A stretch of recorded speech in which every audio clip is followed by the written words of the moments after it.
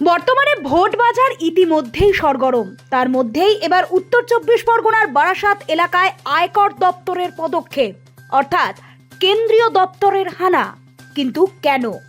সোমবার সকাল আনুমানিক 6টা নাগাদ বারাসাত দক্ষিণপাড়া রোড শীতলাতলা মন্দির সংলগ্ন এলাকায় মুখার্জি পরিবারের আয়কর দপ্তরের হানা। স্থানীয় সূত্রে জানা গিয়েছে, বর্তমানে বাড়িতে 4 ভাই সহ তার পরিবার থাকে, যদিও এক ভাই বর্তমানে লেক টাউনে থাকে।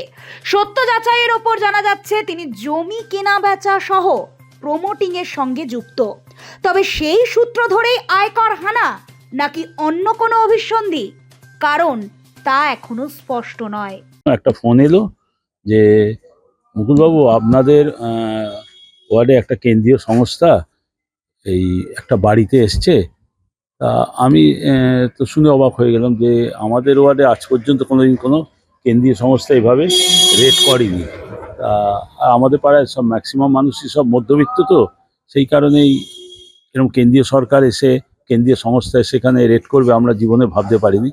কিন্তু আমি সঙ্গে সঙ্গে বাড়ি থেকে বেরিয়ে এসে দেখলাম হ্যাঁ প্রায় 4টে গাড়ি দাঁড়িয়ে রয়েছে, সিআরপিএফ রয়েছে এবং তারা সব বাড়ির ভেতরে রয়েছে এবং রেড হচ্ছে। তা এলাকায় অনেক উৎসুক মানুষ বেরিয়ে পড়েছেন শুনে। তা এরাও পুরনো বাসিন্দা। এই শুনে আমিও এসছি, এসে ভাবছি হঠাৎ করে কেন আমাদের পাড়ায় এরম হলো। এই বাড়িটা মূলত কারা থাকতো জানেন? এই বাড়িটা মূলত হচ্ছে মুক্তি মুখার্জির বাড়ি ছিল এবং এনারা এখানকার স্থায়ী বাসিন্দাও। এদের 4 ছেলে আছে, গৌতম মুখার্জি, শ্যামল মুখার্জি, আশিস মুখার্জি, জয়ন্ত মুখার্জি। হ্যাঁ, এই 4 ভাই আছে আর বোনের বিয়ে হয়ে গেছে। এমন একটা কথা শোনা যাচ্ছে যে এনার এক ভাই প্রমোটিং এর সাথে জড়িত রয়েছে এবং সেই কেসে এনারা এসছে, এমন কিছু পেয়েছে?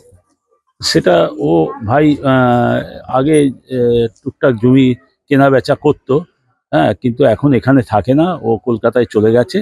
তাই ওর ব্যাপারে বিস্তারিত আমার জানা নেই। তার নাম গৌতম মুখার্জি।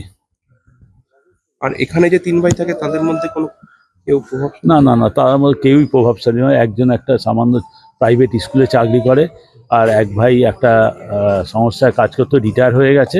এরা তেমন কেউই নয়, এরা খুবই খুবই সাধারণ।